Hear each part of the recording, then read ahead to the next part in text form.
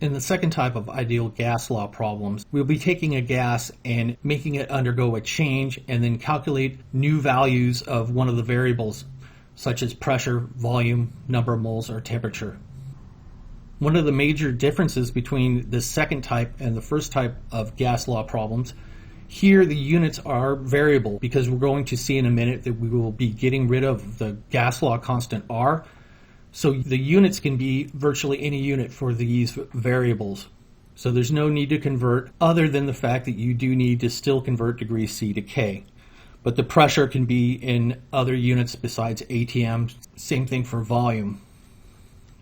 So really what we're doing is we're taking a gas with an initial pressure, volume, temperature, and moles of gas, and we are changing it to a new pressure, volume, temperature, and moles of gas.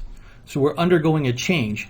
So if this is true, what we can do is set our initial values equal to R and our final values equal to R and equate these two equations. So in doing this, we are getting rid of the R constant, so we no longer have to worry about the units. The units will simply cancel. What we're left with is that there's a relationship between the initial pressure, volume, number of moles of gas, and temperature, the final values of pressure, volume, number of moles, and temperature of gas. So this is quite a number of variables. The way that we can simplify this problem is by looking for values that do not change during the question. Say if I'm looking at a question and I see that the temperature is not changing, that means T1 is equal to T2, and that can be simply canceled from this equation. Same thing if the number of moles of gas are not changing, I can remove N1 and N2 because they are equal to each other. And if you notice, if we set this correct, so if I make a change to a gas and I keep the number of moles constant and the temperature constant, really the ideal gas law equation becomes Boyle's law.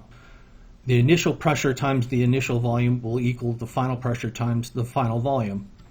And remember, that was one of the statements in Boyle's law, is that the number of moles of gas and the temperature are held constant.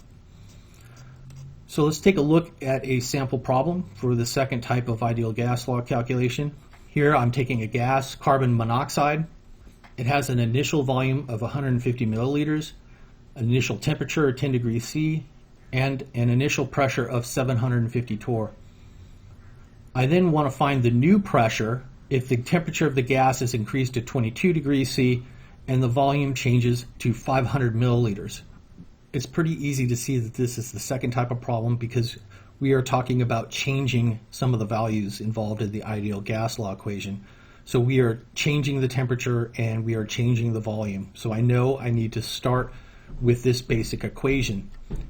The first thing I want to do is simplify this equation by asking if any of these variables are constant. And if you look at the question very closely, the number of moles of carbon monoxide remain constant. We are not adding or removing any carbon monoxide.